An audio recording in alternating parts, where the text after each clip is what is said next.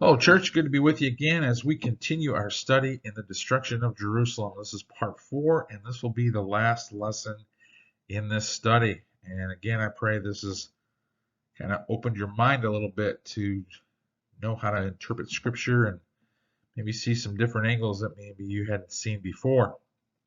So let's get started today. Again, I've entitled this The Abomination That Causes Desolation. And these are words that are used both in Daniel and in Matthew, pointing to the destruction of Jerusalem.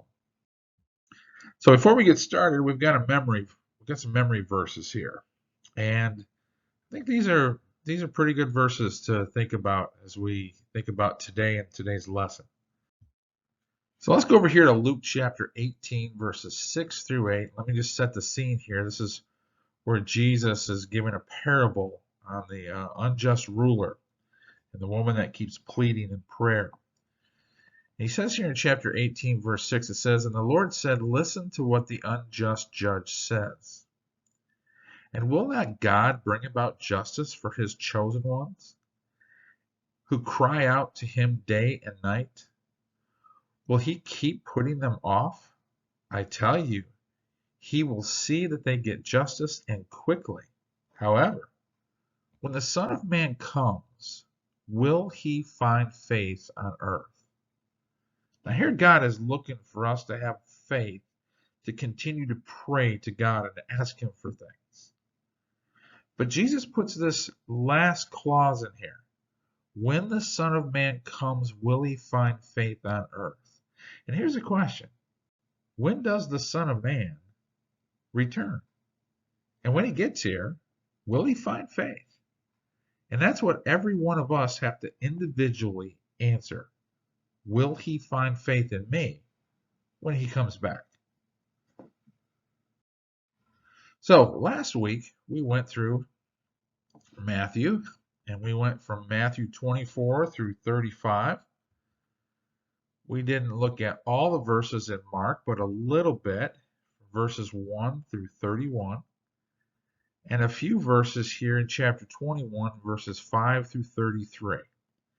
Now, when we put all that together, I think we can comfortably come to the conclusion, I hope you're with me on this, that all those verses and everything in between was talking or could apply to the destruction of Jerusalem. Now, there may be some that didn't agree with me there. Some may think that some of those verses were pointing to the end of time, but I at least gave you some other Bible verses throughout the Bible to show that it could apply to end-time judgment, which the destruction of Jerusalem in 70 AD definitely was. Okay? So that's where we left off last week. But what about the verses that follow? We haven't went through these verses yet. And the question is this: what are they pointing to? Are the verses that follow, are they a continuation of being ready when the destruction of Jerusalem comes? Or is this a warning for us just to be ready at any time that Jesus gives? Or could this be talking about the end time judgment, about being ready when God returns? And here's another possibility. Could it be all three? Now, this is what we're going to try to answer today in each section that we look at when we end out this study today. What are these verses that are following talking about? Now, this may seem like almost like a college class, like you're going to Bible school, and so this is pretty deep. And we're not taking the fluff off the top here. This is in-depth Bible study today. And I'm really challenging you to answer these questions as we go through each section. What are these verses talking about? And it may stretch your mind a little bit and take you to places that you may not have been before as you read these verses. Okay? So let's continue and see what Jesus says as he continues to talk to his apostles up on the Mount of Olives after he got done talking about the destruction of Jerusalem. And let's see if he's continuing that same subject Or is he taking them farther to other subjects? And I'm going to let you be the one to decide that. So let's continue. So this is Luke's account. Now Luke's account is short. And this is what it says in verses 34 to 38. Now we're going to read these, and then you're going to tell me what you come away with. Okay? Be careful, or your hearts will be weighed down with dispensation, drunkenness, and the anxieties of life. And that day, this day that Jesus is talking about, will close on you unexpectedly like a trap, for it will come upon all those who live on the face of the earth. Be always on the watch, and pray that you may be able to escape all that is about to happen, that you may be able to stand before the Son of Man. The Son of Man coming, right? Each day Jesus was teaching at the temple, and each evening he went out to spend the night on the top of the hill called Mount of Olives, and all the people rose early in the morning to hear him at the temple. So as Jesus taught all through the week, right? So when Jesus ends this out in the book of Luke, what do you come away with? Do you come away with it's a continuation of, hey, look, here comes the destruction of Jerusalem, continue to be ready? Or is he talking about it just doesn't matter when you live or what time you live, you need to always be ready? Or is this pointing to the end time judgment? When Jesus returns at that final judgment, you need to be ready then. Or could it apply to all three? Again, I'm going to let you be the judge of that. Now let's go to Mark's account. And let's see what Mark said and how Mark's account ends up this section. It's in verses 32 through 37. No one knows about the day or hour. Not even the angels in heaven, nor the Son, but only the Father. Now, these are the very next words out of Jesus' mouth here. How have we applied those verses? I've always applied them as this is talking about the end of time. Nobody knows the end. Only Jesus, only the Father knows. Not even Jesus knows. The angels don't know. Jesus doesn't know. Just the Father. But let's continue. Be on your guard. Be alert. You don't know when that time will come. Now, again, the question is, what time is he talking about here? It's like a man going away. He leaves his house and puts his servants in charge, each with his assigned task, and tells the one at the door to keep watch. Therefore, keep watch because you don't know when the owner of the house will come back, whether in the evening or at midnight, or when the rooster crows, or at dawn. If he comes suddenly, do not let him find you sleeping. What I say to you, I say to everyone. Let me get rid of my picture here. Watch. Watch. Now, here's the question. When we go to Mark's account, is this telling the people, as he warned them about the destruction of Jerusalem, that look, you need to be ready when this destruction comes?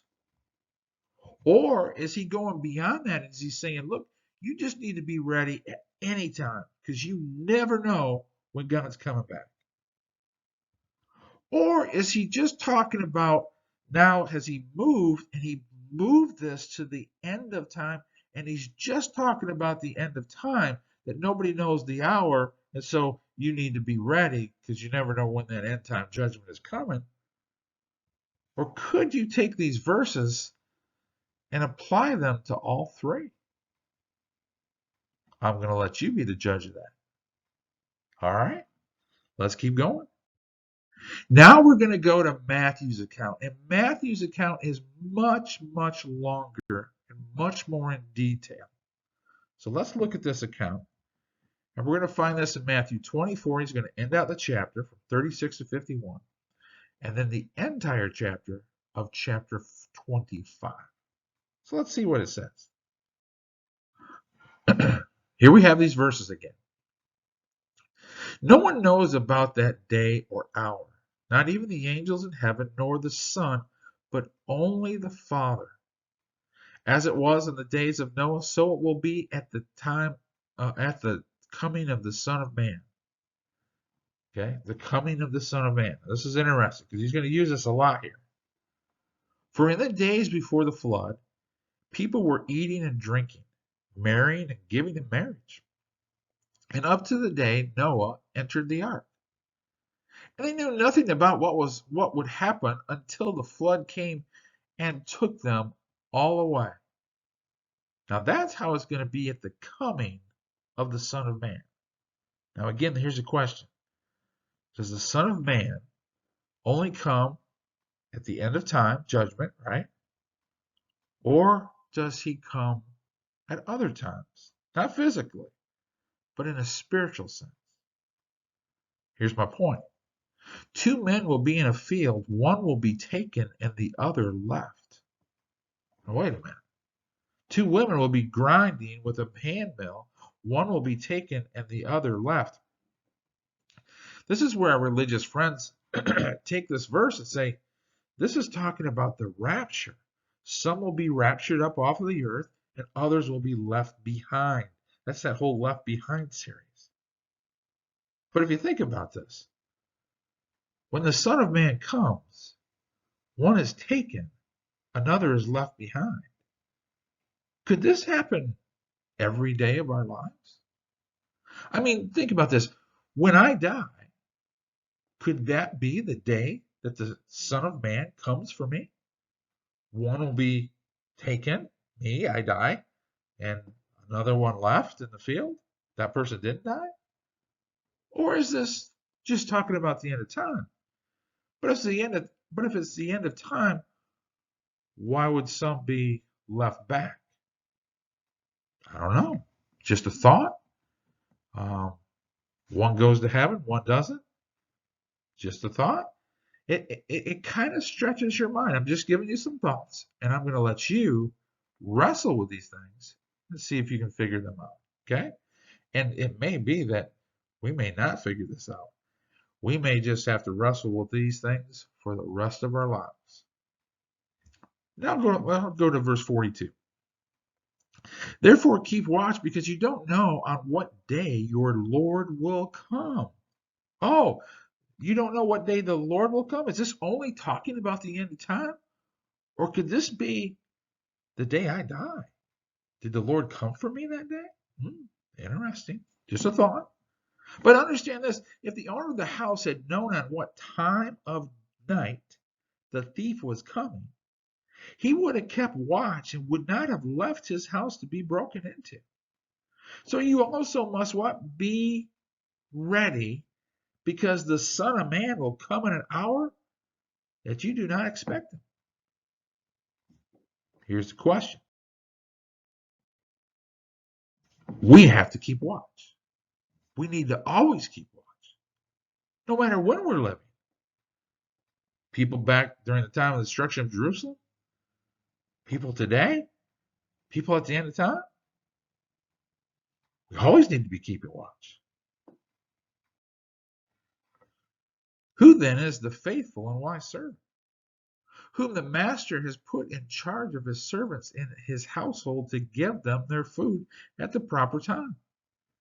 It will be good for that servant whom his master finds him doing so when he returns.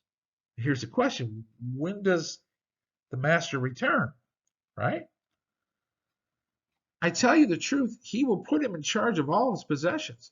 But suppose that servant is wicked and says to himself, my master's staying away a long time, and then begins to beat his fellow servant and eat and drink with drunkards.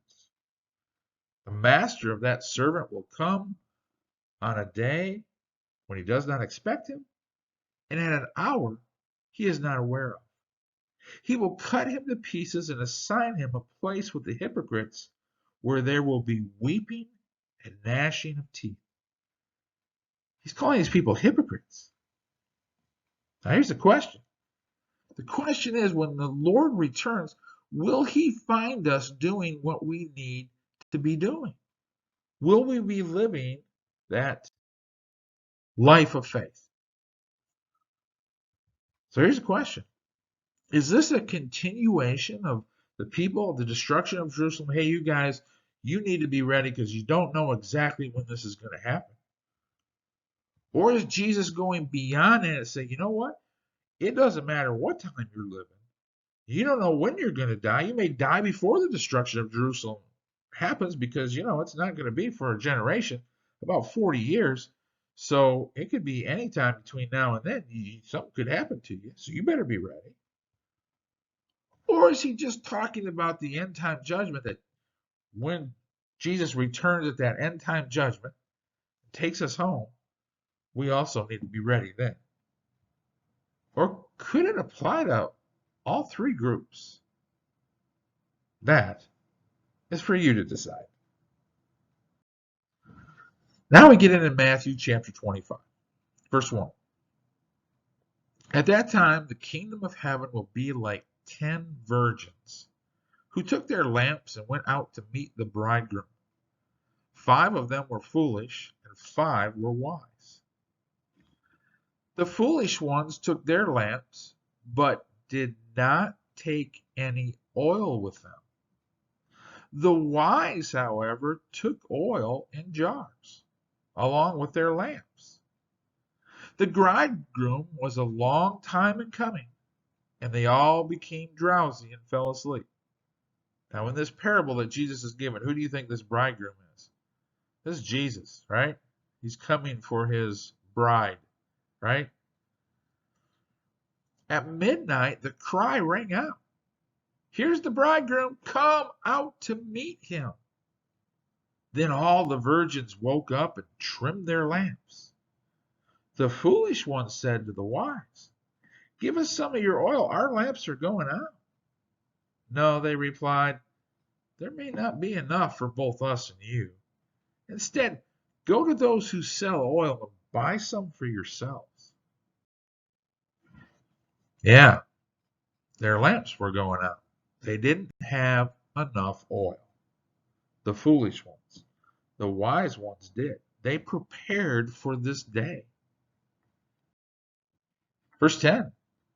But while they were on their way to buy the oil, the bridegroom arrived. The virgins were ready. The virgins who were ready went in with him to the wedding banquet. And the door was shut. He just got done talking about Noah, didn't he? Isn't that what happened? That door was shut. Nobody else could get in. And then the flood came.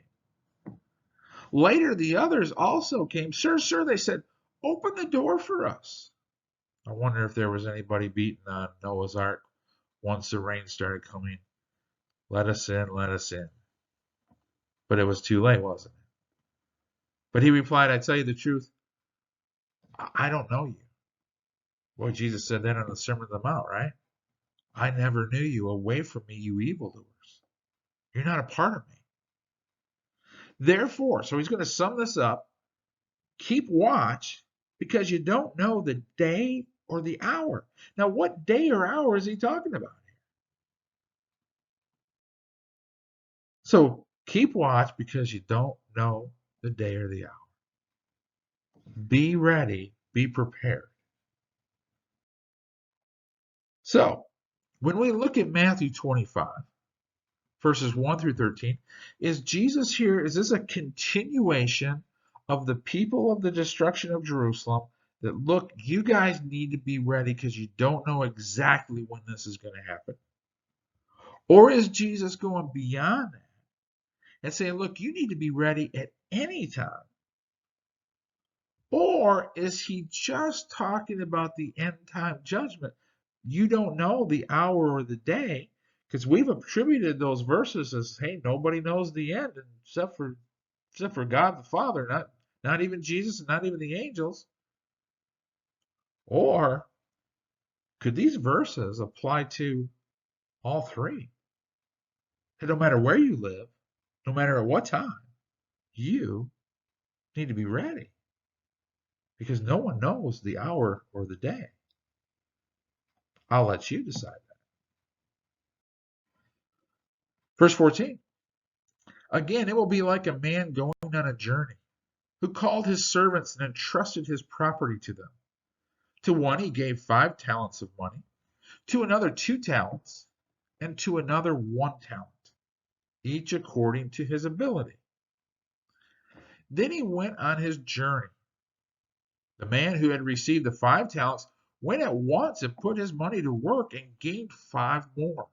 Because remember, we don't all have the same talent. So also the one with 2 talents gained 2 more. But watch this.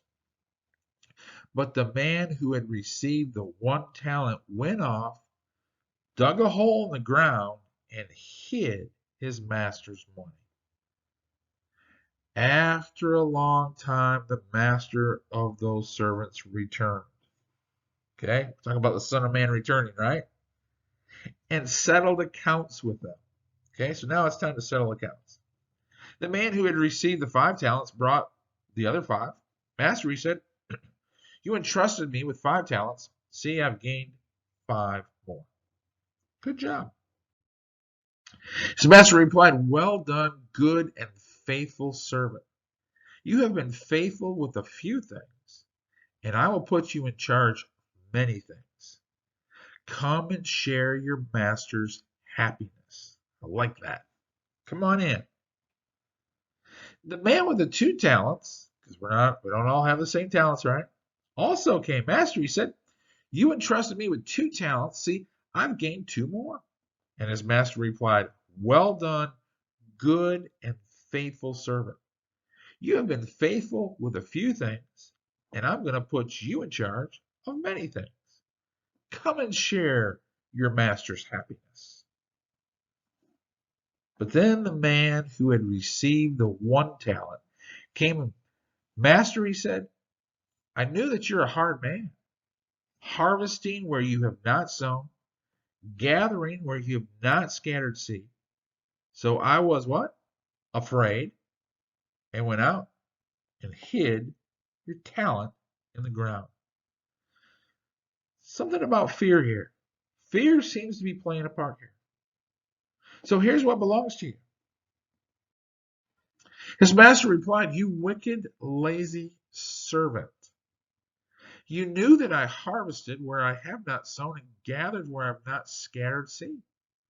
Well, then you should have put my money on deposit with the bankers, so that when I returned, I would have received it back with interest.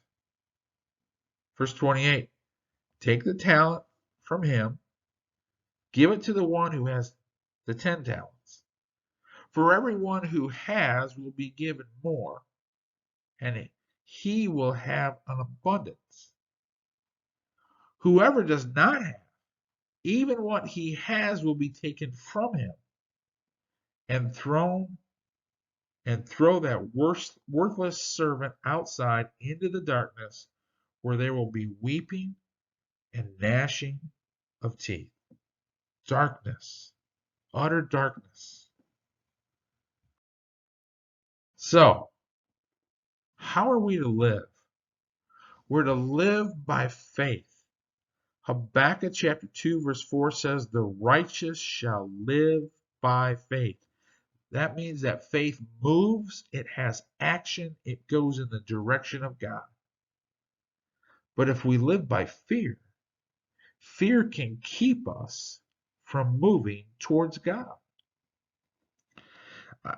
If you do a word study in this, you will see that 365 times it says in the Bible to fear not, or something equivalent to that. Now that's one for every day of the year, right? Fear not, fear not, fear not. We fear everything.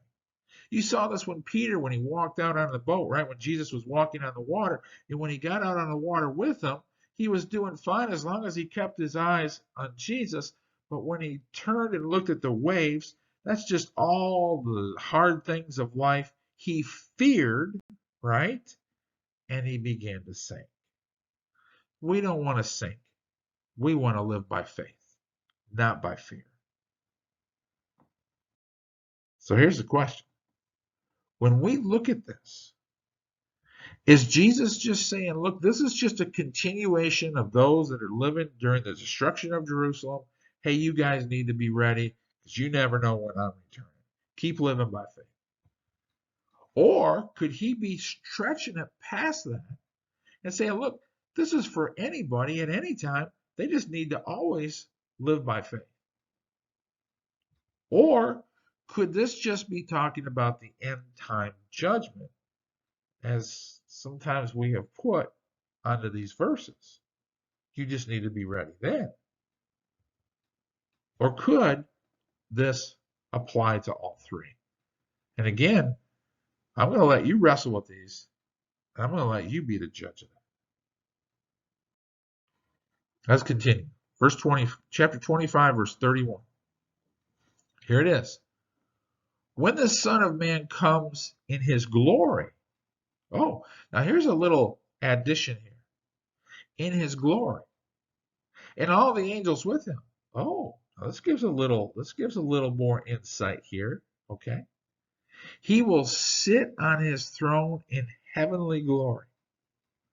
All the nations will be gathered before him.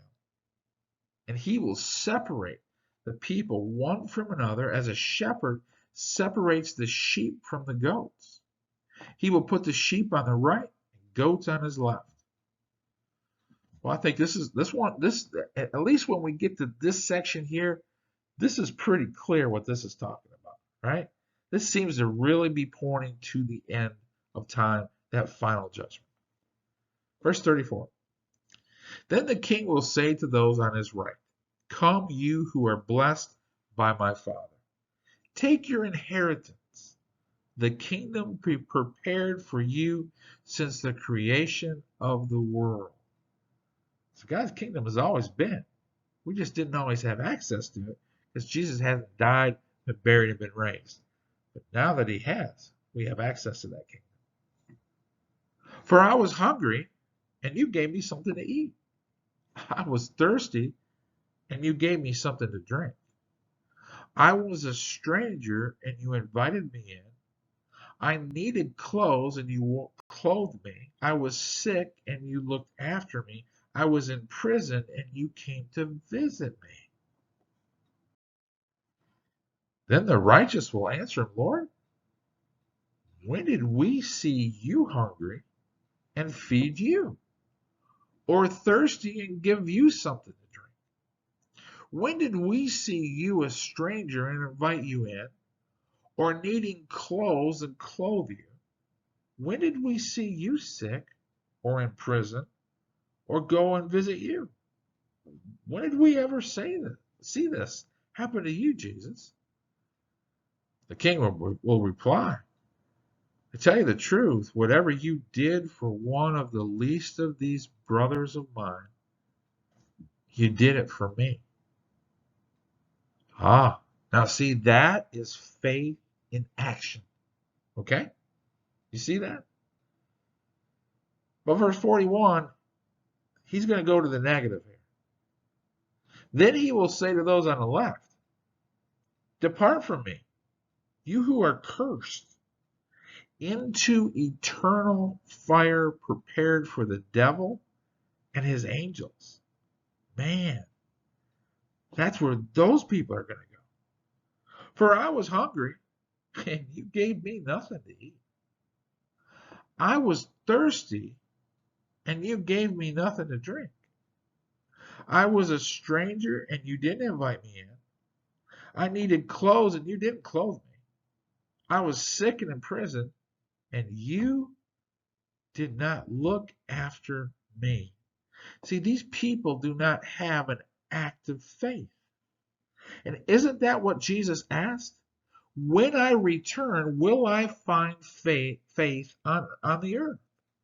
When I come back, what will I find? They also will answer, Lord, When did we see you hungry or thirsty or a stranger or needing clothes or sick or in prison and did not help you? He'll reply, I tell you the truth. Whatever you did not do for one of the least of these, you did not do for me. Then they will go away to eternal punishment, but the righteous to eternal life. Ugh. Don't like the top part of verse 46. Love the second part. This is where the rubber meets the road, isn't it? This is strong, strong language. This is what it's all about, isn't it? Can you see? Here's Jesus. He's telling them about the destruction of Jerusalem. But then he shifts and says, look, guys, you need to be ready. You need to be ready. And wouldn't that make sense? I mean, Jesus is getting ready to go to his death. This is it. These are his last words. Tomorrow is going to be, the next day is probably going to be maybe a party that he's going to continue to go to back in Bethany. And then the next day is going to be the Passover. He's going to have his meal, and then he's going to die. And then 40 days after that, Jesus leaves his apostles. These are strong words that he wants his apostles to get and go tell others. So, in Matthew 25, verses, not 1 through 13, I didn't change those. Right here at the end, is this a continuation of being ready, the destruction of Jerusalem? Or is Jesus going beyond that, saying being ready at any time? Or could this be talking about the end time judgment? Or could it just apply to all three? And again, I'm going to let you be the judge of that. I think I know your answer. I think I do. But you're going to have to decide. So here's a conclusion of this lesson. When we look at Jesus' final words of warning here, what should they and us come away with? What should we come away with? What should they come away with? Those apostles that are sitting there in the Mount of Olives? What these apostles are going to go and tell the other people? And then eventually apply this to us. What should we come away with? This is what I would conclude. Therefore, when you sum it all up, keep watch. Excuse me. Keep watch. Keep watch. Be ready. Be ready. All the time. Be prepared. Be prepared. All the time. And why? Why should you and I, them, and us do all those things? Because no one knows the day or the hour. None of us know when that is. So, for the people that were living during the destruction of Jerusalem, between when Jesus speaks to them and the destruction of Jerusalem, what do they need to do? They needed to always be ready. Because they never know when the Son of Man would return for them personally. For those at the end times and the final judgment, and say you live during that time, guess what those people need to do? Be ready. Be prepared. Always watch. And we don't know when that's going to happen, do we? And what about when we die? Does any of us know when we're going to die? No. And isn't the Lord going to come for us then? Yes. And what do we need to do? We need to be ready. So, if you're trying to figure all this out, and you're trying to make application to all this, and you're going, well, I don't know which one is which. I think we can safely make this judgment. The bottom line is this: be ready.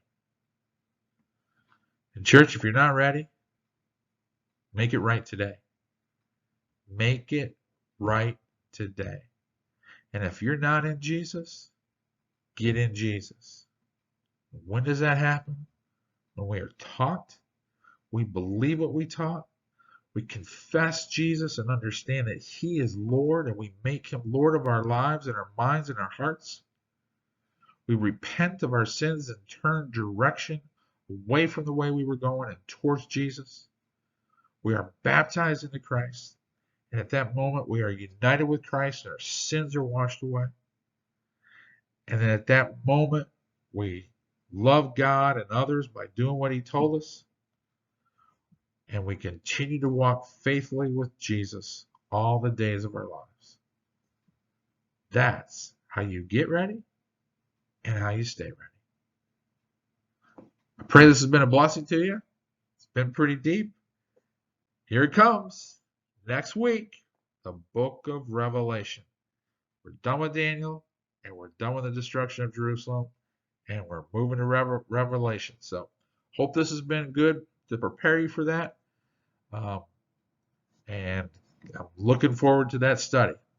Church, we will see you next time. God bless all of you. Stay safe.